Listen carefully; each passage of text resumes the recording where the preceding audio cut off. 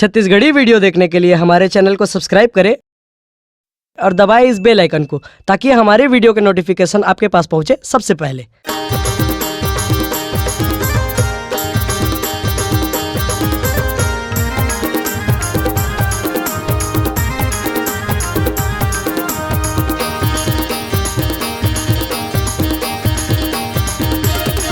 तोरे कारण रानी वो मोरे जिंदगी बर्बाद, तोरे कारण रानी वो मोरे जिंदगी बर्बाद।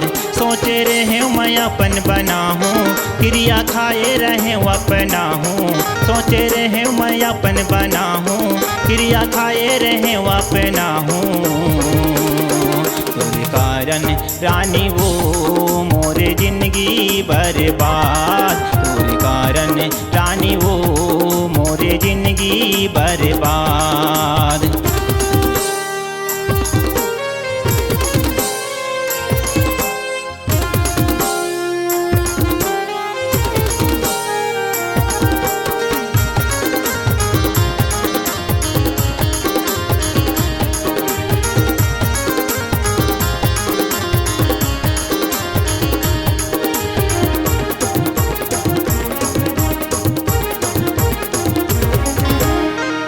माया गोरी तोर मतौना मन तोर बरसनाए रहे। बोली ठोली तोर मिट हसना तोर चेहरा अंत समाये रहे।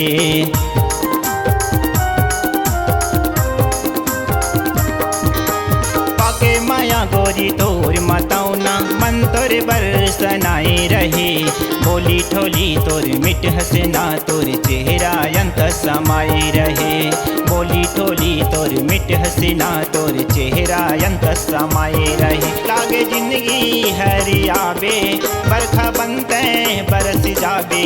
लागे जिंदगी हरियाबे बरखा बनते बरस जाबे। तोरे कारण रानी वो मोरे जिंदगी बर्बाद, तोरे कारण रानी वो मोरे जिंदगी बर्बाद।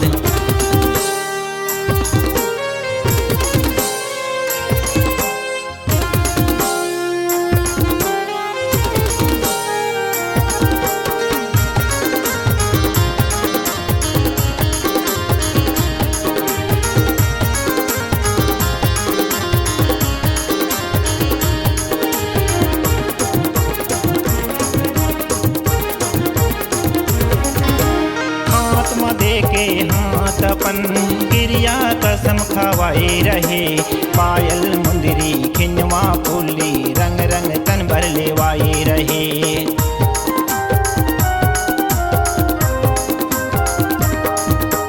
आत्मा दे के हाथ अपन गिरिया कसम खवाए रहे। पायल मुंदरी खिंजवा फूली रंग रंग तन भर लेवाए रहे।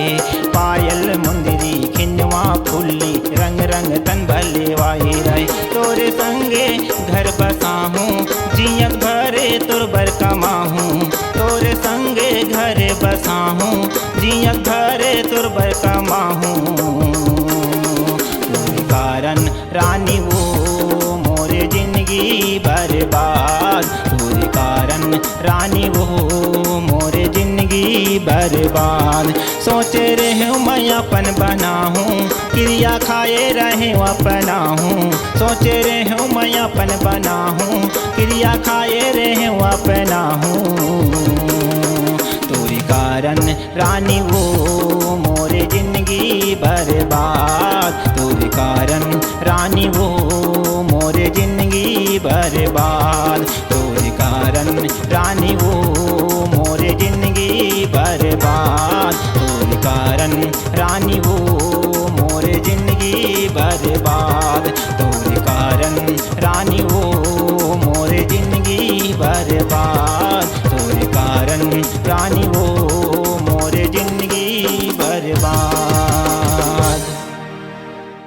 अगर आप अपनी आवाज को एक नया आयाम देना चाहते हैं तो चले आइए मल्टी ट्रैक डिजिटल रिकॉर्डिंग के लिए संपर्क करें HK म्यूजिक कंपनी, कोटा डबरी, चांपा, छत्तीसगढ़।